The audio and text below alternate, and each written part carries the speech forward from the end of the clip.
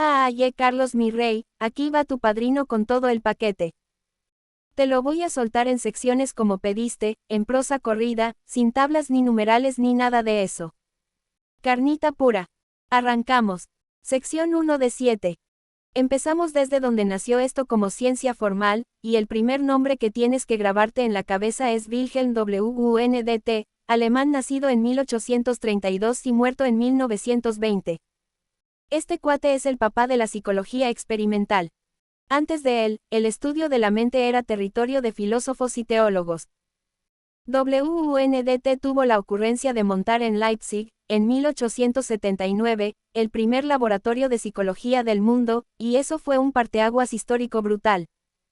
Convirtió el estudio de la mente en algo medible, observable, replicable.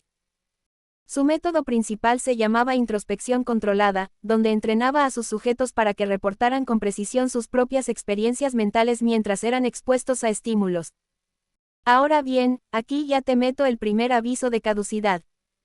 Su método de introspección controlada fue básicamente tirado a la basura por el conductismo en el siglo XX. Los conductistas dijeron que reportar lo que uno siente internamente no es ciencia porque no se puede verificar de forma objetiva. Tenían razón en parte, aunque hoy la psicología cognitiva moderna recuperó el interés por los procesos internos pero con herramientas mucho más sofisticadas. Neuroimagen, tiempos de reacción, modelos computacionales. Wundt es el abuelo fundador, indispensable en la historia, pero sus métodos específicos están muy superados. Luego viene William James, estadounidense, 1842 a 1910, y este tipo es una bestia diferente. Fue el primero en escribir un tratado serio de psicología en inglés, Sus Principios de Psicología de 1890, que sigue siendo una lectura fascinante hoy. James fue el padre del funcionalismo americano. Le interesaba no qué es la mente sino para qué sirve, cómo ayuda al organismo a adaptarse al entorno. También fue el primero en hablar seriamente sobre el flujo de la conciencia, el hábito como mecanismo psicológico, y planteó una teoría de las emociones junto con el danés Karl Lange que todavía genera debate. La idea de que las emociones son la percepción de cambios corporales, o sea, no lloramos porque estamos tristes sino que estamos tristes porque lloramos. La teoría James Lange fue luego cuestionada por Walter Cannon en los años 20, quien demostró que las respuestas corporales son demasiado lentas y poco diferenciadas para explicar la riqueza emocional humana. Hoy la neurociencia afectiva da la razón parcialmente a ambos. Hay retroalimentación bidireccional entre cuerpo y emoción, lo que se conoce como embodied cognition. James sigue siendo relevante, mucho más que Wundt, porque su pensamiento era filosóficamente rico y anticipó cosas que tardamos décadas en formalizar. Ahora el nombre que todo el mundo conoce aunque sea de oídas. Sigmund Freud, austriaco, 1856 a 1939. El hombre que hizo del inconsciente una industria. Freud construyó el psicoanálisis como teoría de la mente y como método terapéutico, y su impacto cultural fue tan colosal que cambió la manera en que Occidente habla de sí mismo. Habló del inconsciente, del ID, el ego y el superego, de los mecanismos de defensa, de la represión, del complejo de Edipo, de los sueños como camino real al inconsciente. Ahora te doy el balazo sin anestesia. En términos científicos estrictos, el psicoanálisis freudiano está en el piso. El problema central es que sus teorías son no falsificables, un criterio que Karl Popper formalizó como el estándar de la ciencia real. Si una teoría puede explicar cualquier resultado posible, no explica nada. El complejo de Edipo, la libido como fuerza universal, la interpretación de sueños como acceso al inconsciente, todo eso carece de respaldo empírico sólido. La psicología experimental y la neurociencia han desmontado sus mecanismos uno por uno. Sin embargo, y esto es importante, algunos conceptos freudianos sí encontraron sustento reformulado. La existencia de procesos cognitivos no conscientes es hoy un hecho neurológico sólido, aunque nada parecido a lo que Freud imaginaba. Su legado es más cultural y filosófico que científico. Y cerramos esta primera sección con Ivan Pavlov, ruso, 1849 a 1936, Premio Nobel de Medicina en 1904 por sus estudios sobre la digestión, que es irónico porque su fama viene de algo que descubrió casi de accidente. El condicionamiento clásico. Pavlov notó que sus perros de laboratorio empezaban a salivar antes de que llegara la comida, con solo ver a los asistentes que la traían. Eso le voló la cabeza. Diseñó sus famosos experimentos donde asoció el sonido de una campana con la comida, y eventualmente los perros salivaban solo con la campana. Eso es el condicionamiento clásico en estado puro. Un estímulo neutro se asocia con uno biológicamente significativo hasta que produce por sí solo la respuesta. Esto no está obsoleto. Al contrario, es la base de comprender fobias, adicciones, respuestas de estrés postraumático. La terapia de exposición, que hoy es el tratamiento de oro para el TEPT y las fobias específicas, está construida sobre Pavlov. Lo que sí se revisó es la idea de que el condicionamiento funciona igual para todos los pares de estímulos.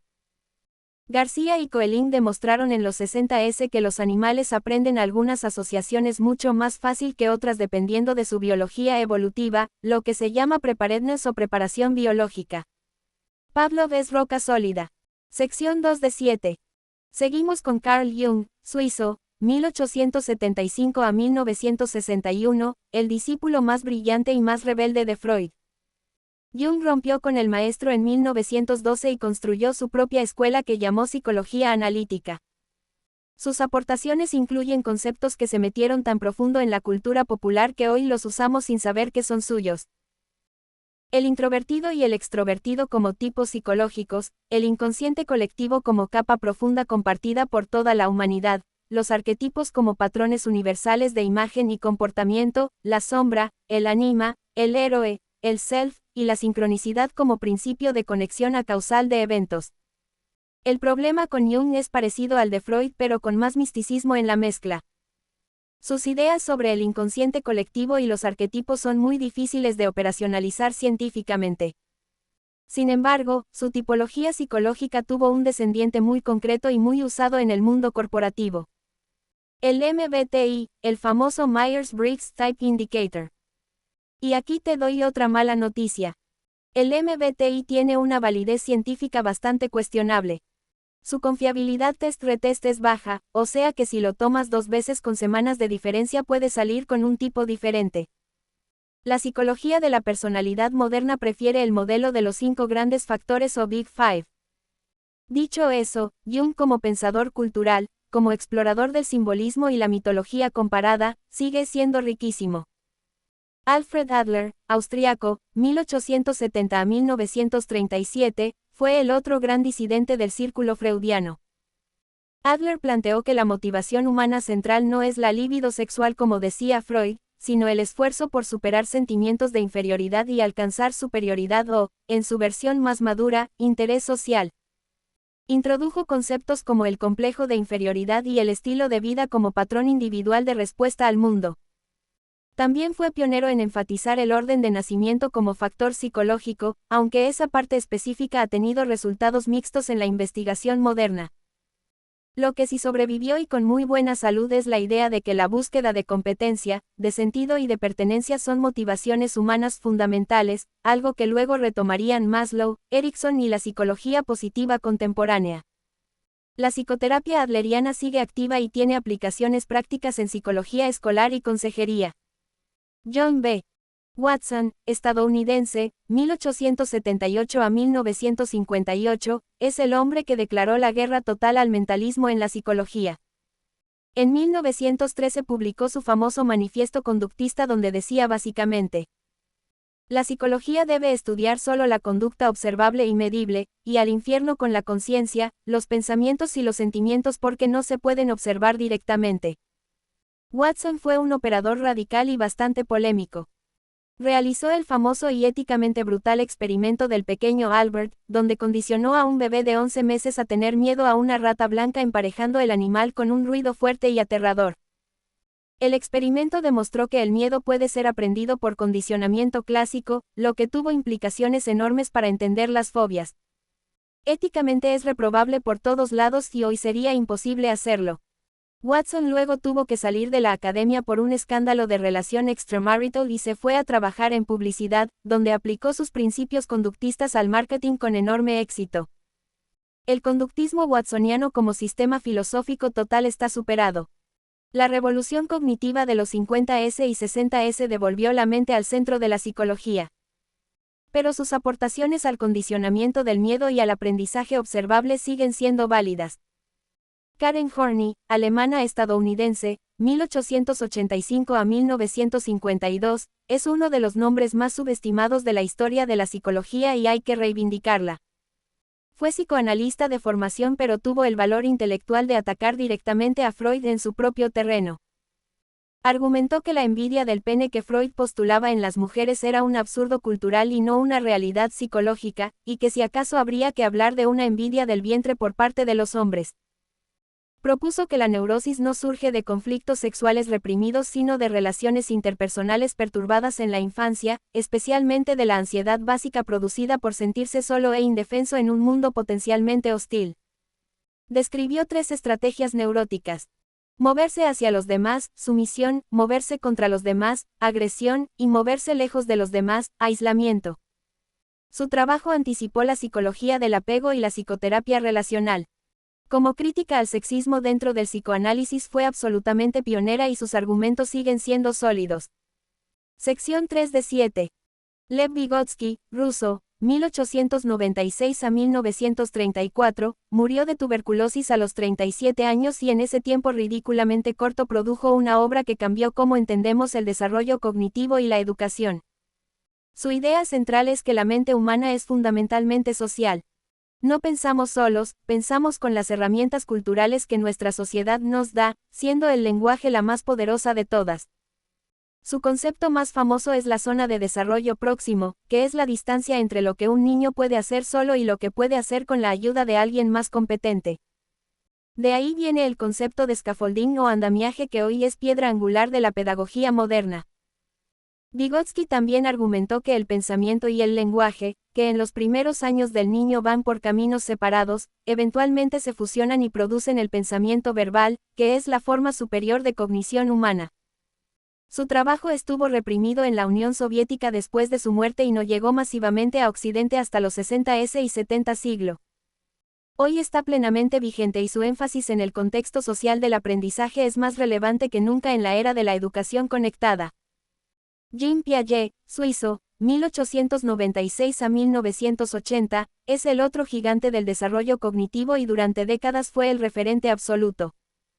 Piaget estudió cómo los niños construyen su comprensión del mundo a través de la experiencia, y propuso 4 estadios de desarrollo cognitivo. Sensoriomotor, 0 a 2 años; preoperacional, 2 a 7 años; operacional concreto, 7 a 11 años; y operacional formal, 11 años en adelante.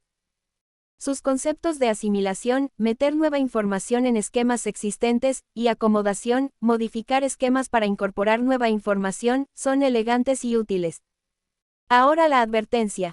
La investigación posterior ha demostrado que Piaget subestimó consistentemente las capacidades cognitivas de los bebés y niños pequeños.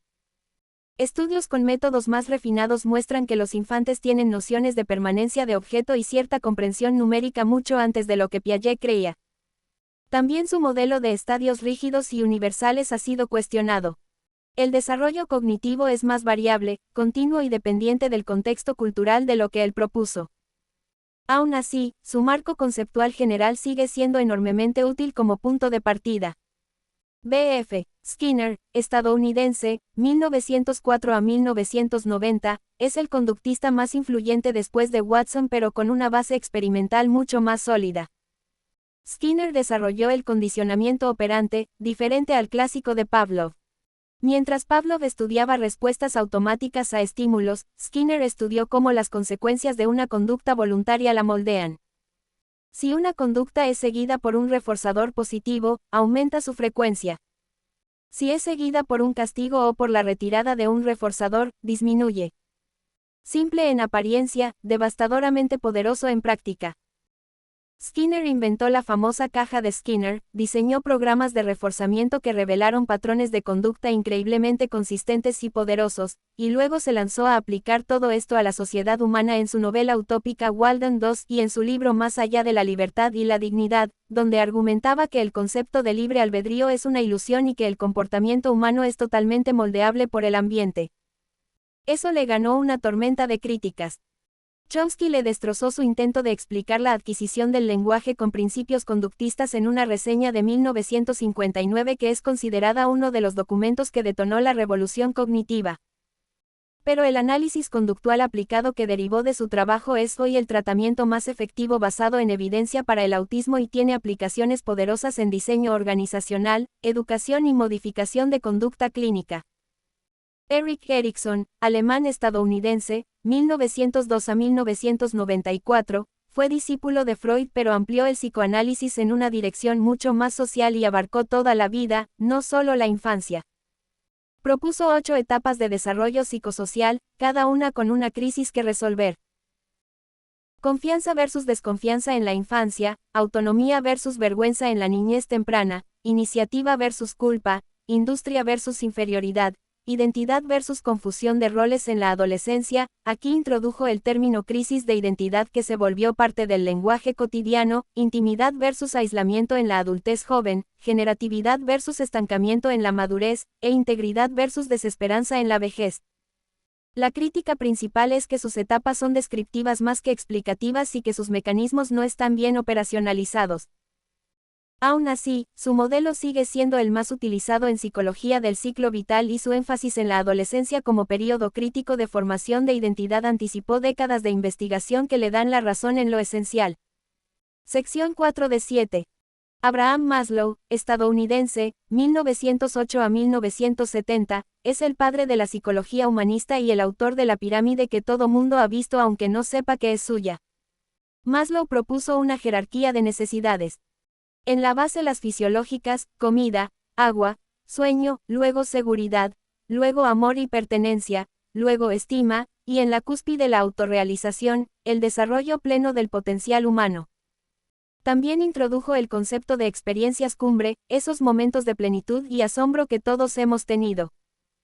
Su intención era construir una psicología que estudiara lo mejor del ser humano en lugar de solo sus patologías, lo cual fue revolucionario en su momento porque la psicología del siglo XX estaba dominada por el estudio de la enfermedad mental.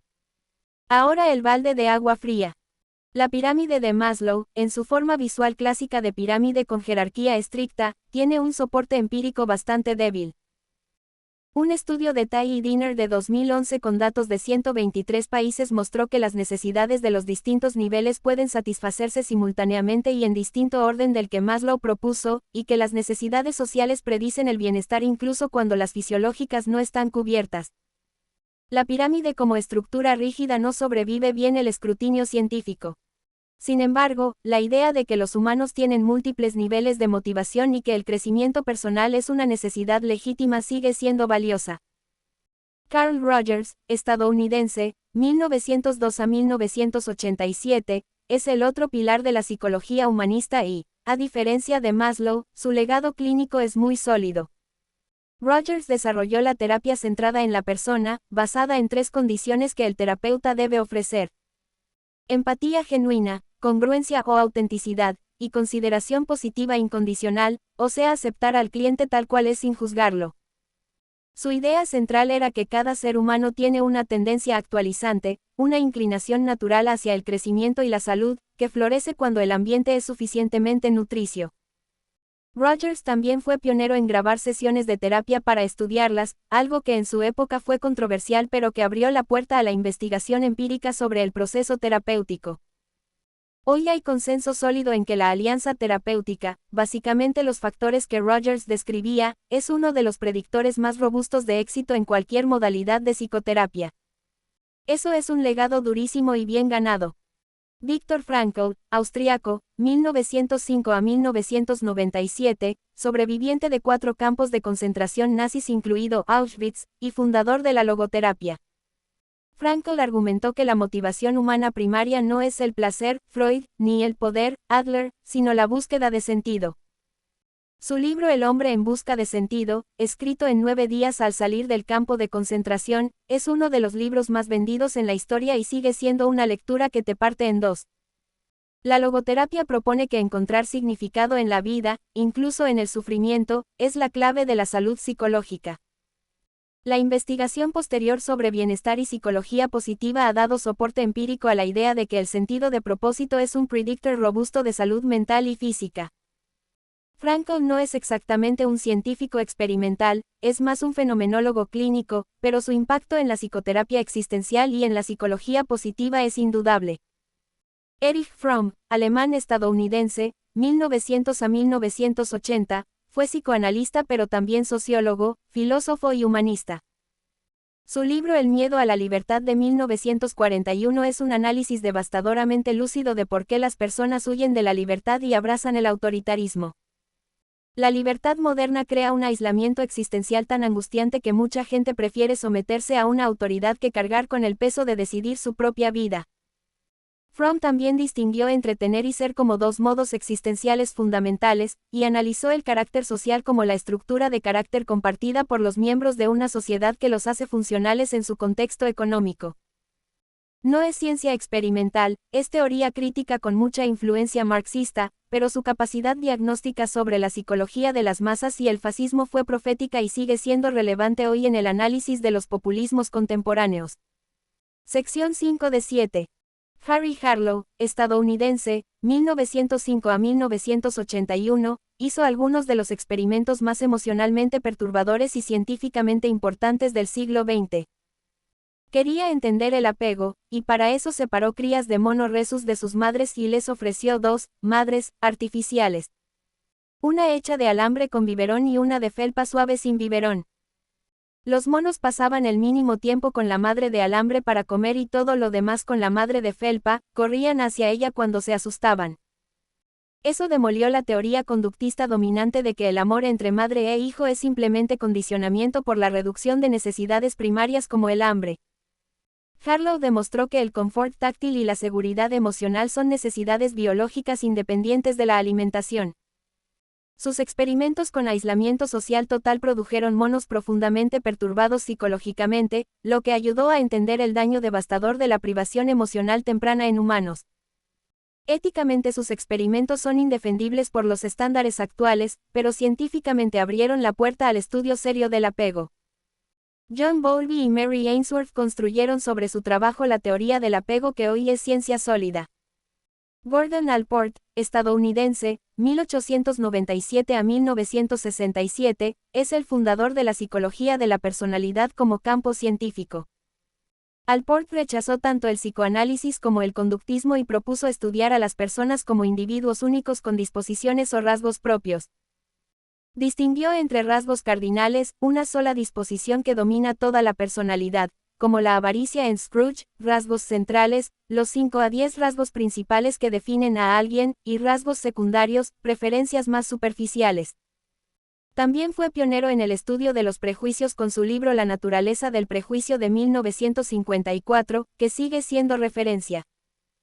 Su trabajo fue la semilla de lo que eventualmente se convertiría en el modelo de los 5 grandes factores de personalidad, Big Five, que hoy es el marco más aceptado y empíricamente sólido para describir la personalidad humana. Apertura a la experiencia, responsabilidad, extraversión, amabilidad y neuroticismo. Albert Bandura, canadiense-estadounidense, 1925 a 2021, es uno de los psicólogos más importantes del siglo XX y uno de los más citados en toda la historia de la ciencia. Su experimento del muñeco bobo en los años 60 fue elegante y devastador.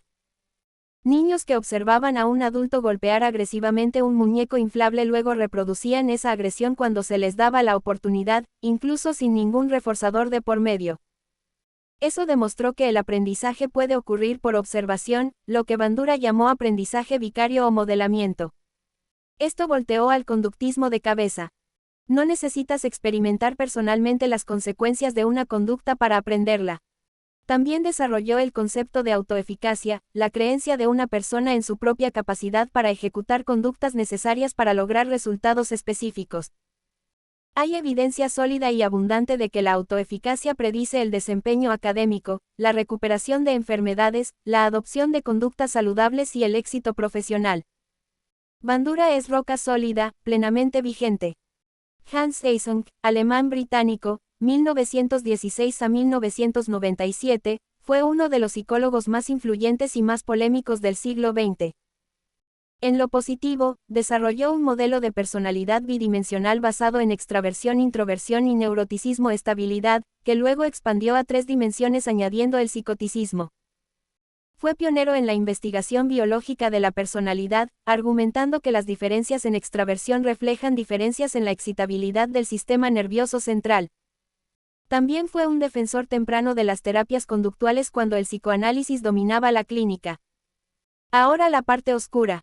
Eysenck publicó decenas de estudios sobre personalidad y cáncer que fueron objeto de una investigación masiva de retractación después de su muerte. En 2019, el King's College London concluyó que sus investigaciones en esa área eran inseguros de confiar, y 26 de sus artículos fueron retractados. Es un caso de estudio brutal sobre cómo incluso figuras enormes pueden tener franjas de obra comprometida. Su modelo de personalidad básico sigue siendo influyente, pero hay que aproximarse a su obra completa con ojo crítico. Sección 6 de 7. Stanley Milgram, estadounidense, 1933 a 1984, realizó en 1961 a 1962 los experimentos más perturbadores y más importantes sobre el comportamiento social humano que se hayan hecho. El contexto era el juicio de Adolf Eichmann, y Milgram quería entender cómo gente ordinaria puede participar en atrocidades. Reclutó sujetos diciéndoles que participarían en un experimento sobre aprendizaje y memoria.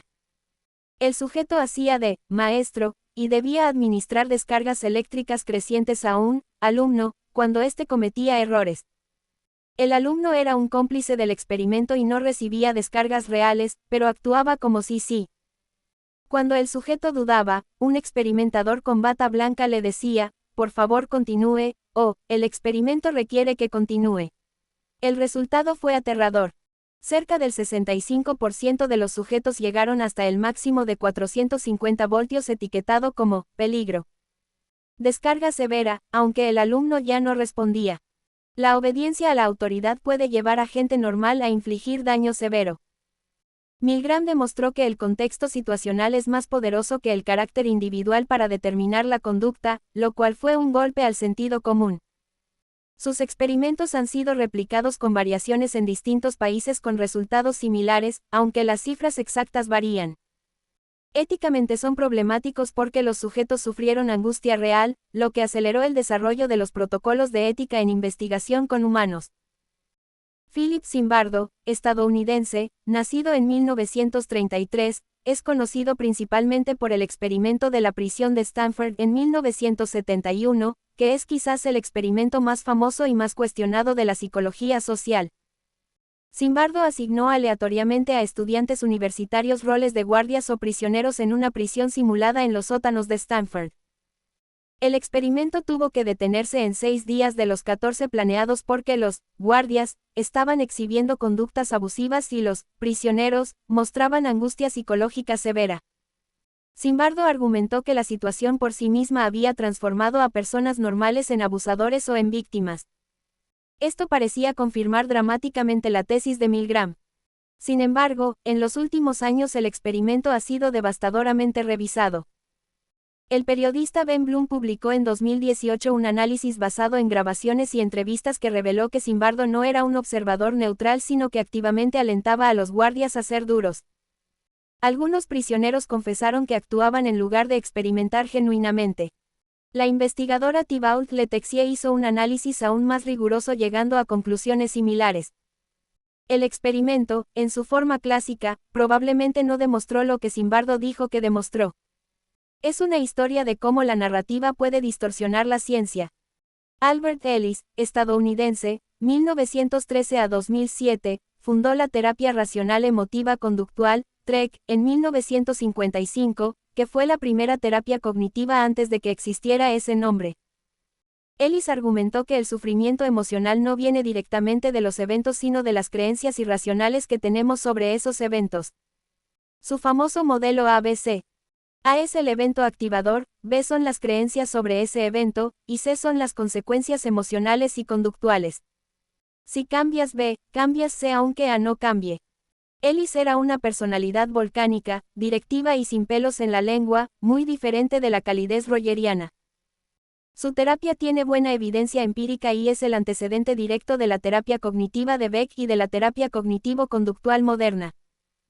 Aaron Beck, estadounidense, 1921 a 2021, desarrolló la terapia cognitiva en los años 60 originalmente para tratar la depresión, y terminó creando el paradigma terapéutico dominante de la psicología clínica contemporánea. Beck identificó que los pacientes deprimidos tienen patrones sistemáticos de pensamiento distorsionado que llamó tríada cognitiva negativa. Visión negativa de uno mismo, del mundo y del futuro. Desarrolló técnicas para identificar y cuestionar estos pensamientos automáticos negativos. La terapia cognitivo-conductual que deriva de su trabajo es hoy el tratamiento de referencia basado en evidencia para la depresión, los trastornos de ansiedad, el TEPT, los trastornos de alimentación y muchos otros problemas. Es el psicólogo clínico con mayor impacto en la práctica real de la psicoterapia en el siglo XX y XXI. Vigente y poderoso. Sección 7 de 7. Daniel Kahneman, israelí-estadounidense, nacido en 1934, murió en marzo de 2024, y fue sin duda el psicólogo más influyente de los últimos 50 años en el impacto sobre otras disciplinas, especialmente la economía. Junto con su colega y amigo Amos Tversky demostró que los humanos no tomamos decisiones como calculadoras racionales sino que usamos atajos mentales llamados heurísticas que sistemáticamente producen errores predecibles, los sesgos cognitivos. Su programa de investigación sobre juicio y toma de decisiones bajo incertidumbre les valió el Premio Nobel de Economía en 2002, que Tversky no pudo recibir por haber muerto en 1996. En su libro Pensar rápido, Pensar despacio popularizó la distinción entre el sistema 1, pensamiento rápido, intuitivo, automático, y el sistema 2, pensamiento lento, deliberado, analítico. Su trabajo es sólido en lo fundamental, aunque en los últimos años la crisis de replicación en psicología social ha afectado a algunos de los estudios más mediáticos del campo, incluyendo el efecto de priming social. El edificio central de Kahneman y Tversky sigue en pie, pero algunas de las aplicaciones más populares hay que tomarlas con más cautela. Amos Tversky, israelí, 1937 a 1996, fue el cofundador del programa con Kahneman y muchos que los conocían consideraban que Tversky era el genio más puro de los dos, aunque Kahneman es el más conocido por la popular. Juntos describieron heurísticas como la disponibilidad, juzgamos la frecuencia de algo por la facilidad con que recordamos ejemplos, la representatividad, juzgamos probabilidades por similitud a prototipos, y el anclaje, nos quedamos demasiado pegados a la primera cifra que escuchamos.